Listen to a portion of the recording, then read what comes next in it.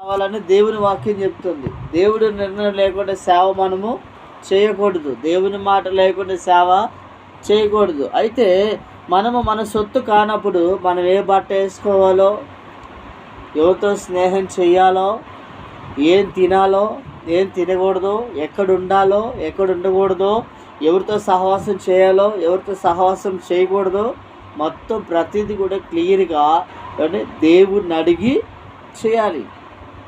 ఈరోజు ఎందుకంటే నువ్వు నీ సొత్తు కాదు కాబట్టి వివాహ విషయంలో కూడా ఎవరిని అడగాలి? యేసయ్యని అడగకుండా పెళ్ళిళ్ళు చేసుకుంటున్న వాళ్ళందరూ పెళ్ళిళ్ళు ఏమైపోతున్నాయి? అందరి సంగతి నేను చెప్పను, కానీ కొంతమంది సంగతి ఏమైపోతుంది? మధ్యలోనే రాలిపోతున్నారు, మధ్యలోనే చనిపోతున్నారు, మధ్యలోనే విడిపోతున్నారు. అర్థమవుతుందా? ఒకళ్ళు పుట్టినాక విడాకులు తీసుకోవటం, గర్భిణీతో ఉండగానే విడాకులు తీసుకోవటం, భయంకర పరిస్థితులు. ఎందుకంటే మన సొత్తు కానప్పుడు, మనం కానప్పుడు ఎవరిని అడగాలండి? ఎవరైతే ఆయన స్వరత్వం ఇచ్చి కొన్నాడో, ఎవరైతే విమోచించారో, ఎవరైతే పేరు పెట్టి పిలిచారో ఆయన్నే అడగాలి. మనం ఆయన సొత్తు కాబట్టి, మనల్ని ఆయన కొన్నాడు కాబట్టి, ఆయన వైపు తిప్పుకున్నాడు కాబట్టి మనం ప్రతిది ఎవరిని అడగాలి? దేవుణ్ణి అడగాలి. ఈరోజు దేవుణ్ణి అడుగుతున్నావా? ఇప్పుడు మనం ఆహారం తింటున్నాము, తినే ఆహారము ప్రభు దీన్ని పరిశుద్ధపరచమని అడగాలి. బట్టలు వేసుకుంటున్నాము, ప్రభు నీ బట్టలు వేసుకునేనా వద్దా, నీ చిత్తమా కాదా? ఈ బట్టలు వేసుకోవటం వల్ల నువ్వు సంతోషంగా ఉంటావా ప్రభు, ఉండవా? అసలు ఇది నీ చిత్తంలో ఉందా లేదా ఈ వస్త్రాలు వేసుకోవటం అని మనం దేవుడిని అడుగుతావా? అడుగుతారా? అడగరు. నచ్చిన బట్టలు చెప్పాలి, నచ్చిన బట్టలు వేసుకుంటారు, వాళ్ళకి నచ్చినట్టుగా అలంకరించుకుంటారు, వాళ్ళకి నచ్చినట్టుగా ఉంటారు ప్రతిదీ కూడా.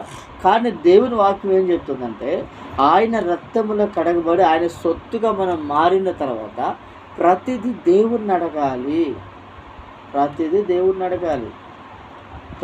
దేవుణ్ణి అడిగి దేవుని నిర్ణయం తీసుకొని మనం ముందుకెళ్ళాలి.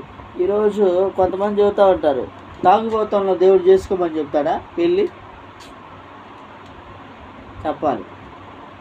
పెళ్ళి గురించి ప్రార్థన చేస్తున్నప్పుడు ఒక వ్యక్తిని చూపించాడు. ఆ వ్యక్తి తీరామోసి వచ్చేళ్ళకే తాగుబోతుడు అయ్యాడు. ఏనండి, దేవుడు తాగుబోతుని చూపిస్తాడా చేసుకోమ్మా అని? మరి ఎవరిని చూపిస్తాడు? చూపించినప్పుడు మంచోడే, కానీ చెప్పాలి ఎప్పుడు చెడిపోయాడు? మధ్యలో చెప్పాలి, మధ్యలో సహవాసం, బయట ఉన్న కల్చర్, బయట ఉన్న ఇప్పుడు బయట వ్యవస్థ బాగాలేదు, చాలా భయంకరంగా ఉంది. ఫస్ట్ చూపించినప్పుడు వాడు మంచోడే, కానీ తర్వాత